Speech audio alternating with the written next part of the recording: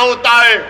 400 की विधानसभा में मुझे किसी ने कहा था, किसी एक सेकुलर पार्टी के एक शख्स ने पार्लियामेंट में मुझसे कहा था, अरे ओवैसी तुम उत्तर प्रदेश को जाते हो, गरम भाषण देते हो, मगर अगर तुम्हारे विधायक जीत जाएंगे तो क्या होगा? मैंने कहा सर अभी पार्लियामेंट में तकरीर है, आकर बैठिए। उस वक्त हमने कहा आइए बैठिए। बोले क्या बोलोगे? मतलब 4-5 मिनट हम बोलते हैं, बैठकर देखिए मजा आएगा। हमारा अल्लाह ने हमको बोलने की सलाहियत दी और फिर उसके बाद हम जब बाहर निकले हमने कहा बताओ कैसा लगा? तो कहा अगर तुम्हारी तरह बोलने वाले उत्तर प्रदेश की विधानसभा में पहुंच जाएंगे तो उत्तर प्रदेश में मुसलमानों की सफों में इनकलाब बर्पा हो जाएगा और इनकलाब बर्पा होगा इंशाअल्लाह ताला। इंशाअल्लाह ताला इनकलाब बर्पा होगा, क्योंकि अब तक हमने अपनी जबानों को दबा कर रखा। अब तक हमने अपने दिलों में जो हमारी ख्वाहिशात थी, जो उमंगें थी, जो ख्वाबें थी, उनको दबा कर रखा। मेरे गयोर नौजवानों, मेरे इज्जतदार खौमर मिल्लत के बुजुर्गों, उलमाए दीन से मैं आपसे गुजारिश कर रहा हूं कि इन ख्वाबों को पूरा उसी वक्त किया जा सकता है जब हम अपनी पार्टी के सियासी नुमाइंदों को कामयाब करेंगे। कोई उठकर बोलेगा ओवैसी मुसलमान अगर जीतेगा तो क्या सांप्रदायिकता को फायदा नहीं पहुंचेगा? मैं कहूंगा कि फिरका परस्ती खत्म होगी, फिरका परस्ती खत्म होगी अगर मुसलमानों के नुमाइंदे कामयाब होंगे। कोई पूछेगा कैसे? तो दैनिक भास्कर अखबार उठाकर देख लो आप। दैनिक भास्कर अखबार ने लिखा कि उत्तर प्रदेश में डीएम डिस्ट्रिक्ट कलेक्टर 28% ठाकुर हैं और ब्राह्मण समाज के हमारे भाई 22% हैं और 5% दलित और शेड्यूल ट्राइब से। कितनी आबादी में हिस्सा होगा ठाकुरों का और हमारे ब्राह्मण भाइयों का? 15-16% के करीब होगा, मगर 50% डीएम उनके हैं, 50% डीएम उनके हैं। समाजवादी की सरकार हो, बीएसपी की सरकार हो या बीजेपी की सरकार हो, ठाकुर और ब्राह्मण विधानसभा में 25 से 27% नजर आएंगे और 19% मुसलमानों की हिस्सेदारी की मैं बात कर रहा हूं। नहीं, सांप्रदायिकता को फायदा मिलेगा, फिरका परस्ती बढ़ेगी। ये करेंगे तो बहुत अच्छा, ये दूध के नहले में हैं, ये बड़े पाकीज़ा हैं। और जब हम एक मजलूम कौम की इंसाफ की बात कर रहे हैं तो सब खामोश हो जाते हैं। मैं यहां पर हमारे हिंदू भाइयों से भी कहना चाह रहा हूं, असदुद्दीन ओवैसी और मजलिस किसी मजहब के खिलाफ ना थी, ना है, ना कभी रहेगी इंशाअल्लाह ताला। मैं यहां पर हमारे पिछड़े वर्ग के खास तौर से हिंदू भाइयों से कहना चाह रहा हूं, हमारे पिछड़े वर्ग के हिंदू भाइयों से कहना चाह रहा हूं, मेरी बात को आप याद रखो। आपको ठगा गया हिंदू एकता के नाम पर। पिछड़े वर्ग के हिंदू भाइयों से कहना चाह रहा हूं, मेरी बहनों से कहना चाह रहा हूं, आपको ठगा गया हिंदू एकता के नाम पर और आपको क्या मिला? ठाकुरवाद आपको मिला, आपको ठाकुरवाद मिला। जिस तरह उत्तर प्रदेश के मुसलमानों को सेकुलरिज्म के नाम पर, समाजवादी के नाम पर वोट लिया गया, तो हमको क्या मिला? हमको यादववाद मिला, आपको ठाकुरवाद मिला। आओ मेरे पिछड़े वर्ग के हिंदू भाइयों, मैं तुम्हारे साथ काम करने के लिए तैयार हूं, मैं तुम्हारे साथ ठहर कर तुम्हारी लड़ाई लड़ने के लिए तैयार हूं। मैं हमारे दलित भाइयों से कह रहा हूं, मैं हमारे दलित भाइयों से कह रहा हूं, अगर आपको यह शिकायत है कि बीएसपी आपकी बात नहीं कर रही है, तो असदुद्दीन ओवैसी तुम्हारी बात करने तैयार है, तुम्हारे खिलाफ इंसाफ का मुतालबा करने के लिए तैयार है। और मेरे अजीज दोस्तों और बुजुर्गों, आप यहीं पर फिर ये लोग आके बोलते ओवैसी की तकरीर से हिंदू और मुसलमानों में नफरत की दीवार बढ़ गई। कौन सी मेरा जुमला है तकरीर का, निकाल के बताओ। कानपुर की मेरी एक तकरीर को 45 मिनट की तकरीर में 45 सेकंड निकाले हैं आरएसएस के जाहिल लोग। बिल्कुल थम्स अप है। इनको सिर्फ 90 साल तक चड्डी पहन के लग फिर आए थे, तो अचानक ख्याल आया यार 90 साल उम्र हो गई, पैंट तो पहन ले। तो पैंट पहना, तो क्या हमने क्या कहा था कानपुर में, एक 80 साल के मुसलमान को वहां की मुकामी पुलिस ने, और देने वाला एक दलित पुलिस का ऑफिसर था जिसने कागज पर लिखकर कहा कि बोलो वैसी तुम्हारे समाज से इस तरह का सलूक किया गया था। मैं अपने उस दलित ऑफिसर को सलाम करता हूं। उसने कहा कि 80 साल के एक मुसलमान की पुलिस ने दाढ़ी लोची, उसको पीटा और उस पर पेशाब किया। तो मैं बोला उसके खिलाफ, तो आरएसएस ने यह कह दिया कि ओवैसी ने हिंदुओं के खिलाफ कहा। मगर जब हमने पूरा 2 मिनट का वीडियो डाला तो पूरे अपने बगलों में अपने चप्पल को रखकर भागना शुरू कर दिया। और अभी हम सुने कि बड़ा विकास उत्तर प्रदेश में हुआ।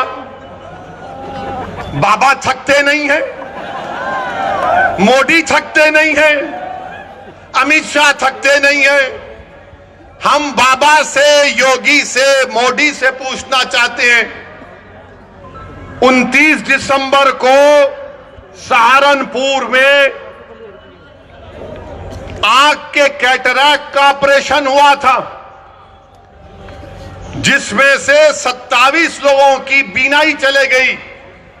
बताओ योगी आदित्यनाथ, ये आपकी सरकार में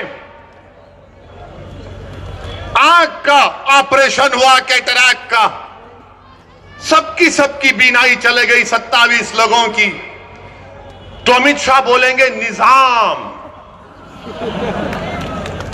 एन से नसीमुद्दीन कह दिया,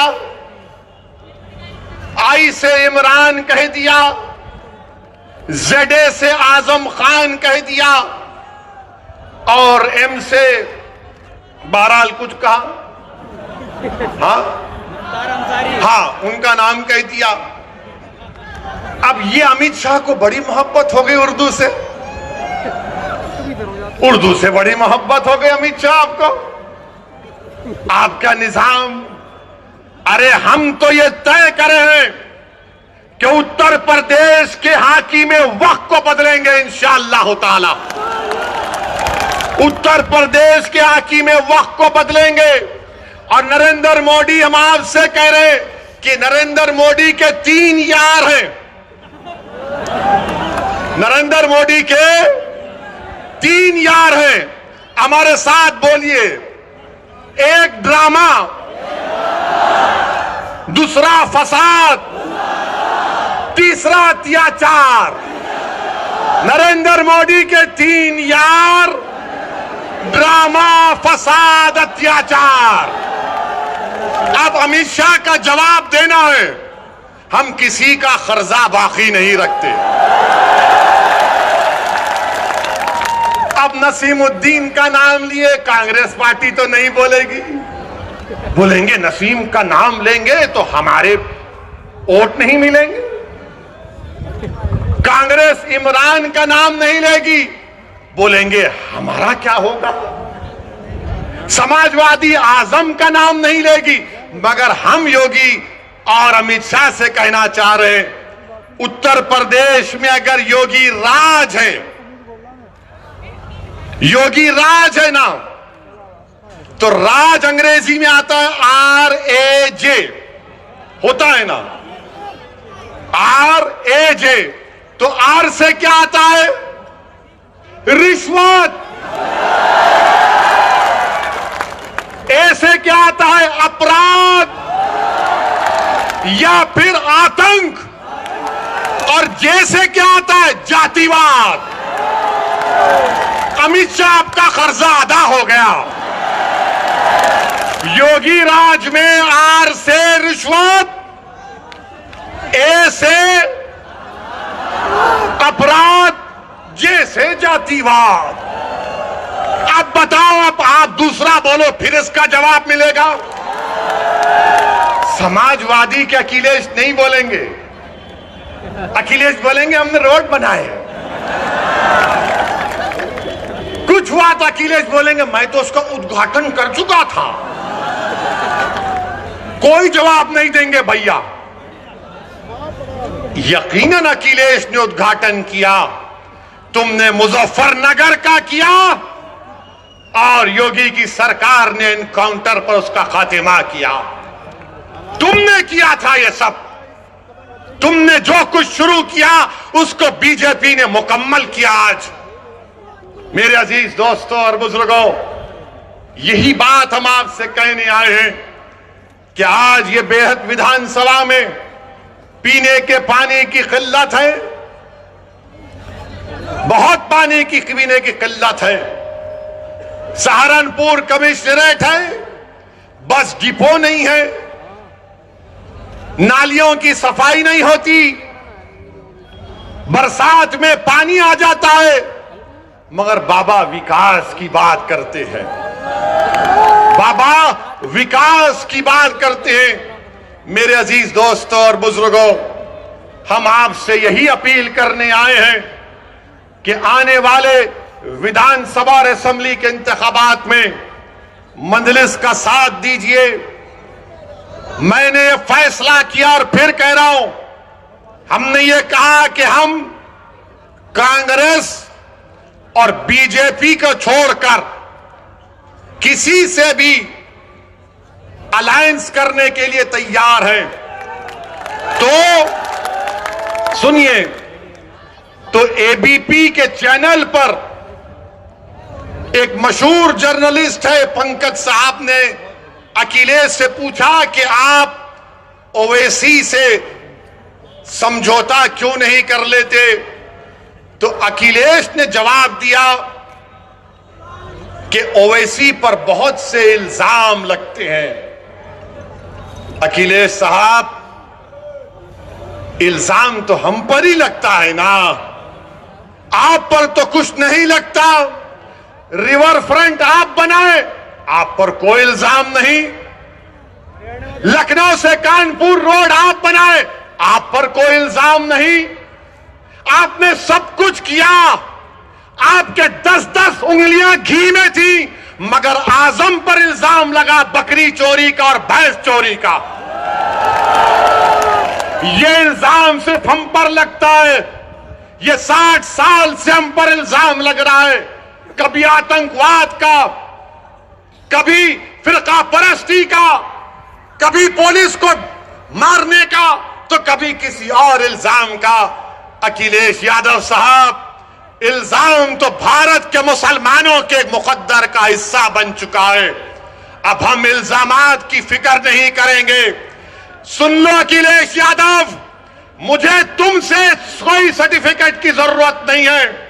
मैं इस जनता के दरमियान में जाकर अपनी दिल की बात करूंगा और इनके दिल को जीतूंगा और इनसे वोट का मुतालबा करूंगा। तुम क्या दोगे?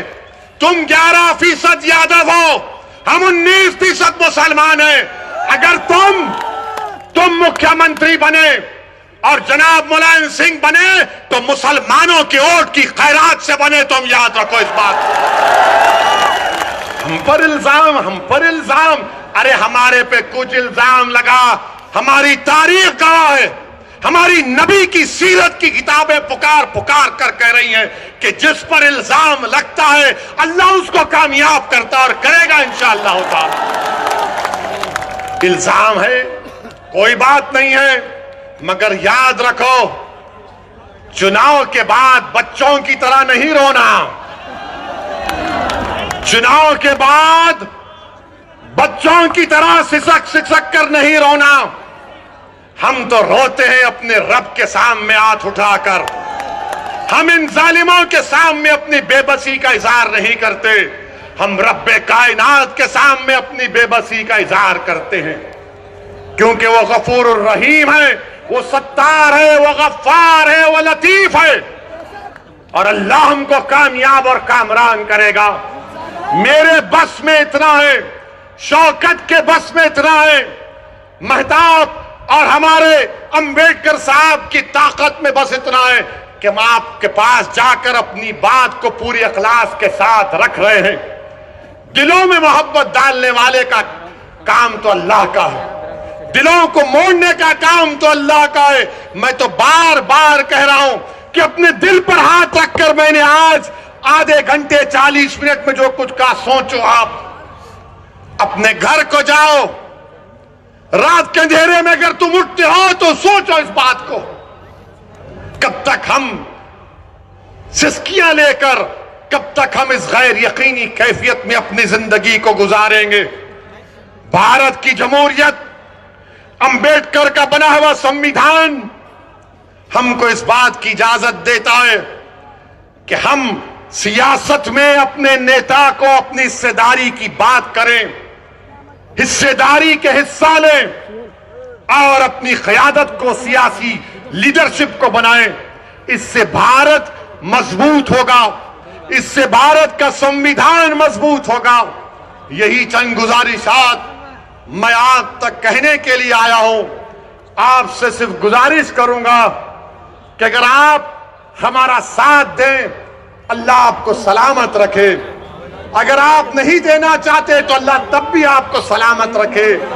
मगर मेरी इस बात को याद रखो, मेरी इस बात को याद रखो कि कई 60 साल के बाद कोई एक और दीवाना आकर मेरी जबान में इन आने वाले बच्चों से ना कह दे जो कल बूढ़े हो जाएंगे कि तुमको तुम्हारा हिस्सा नहीं मिला।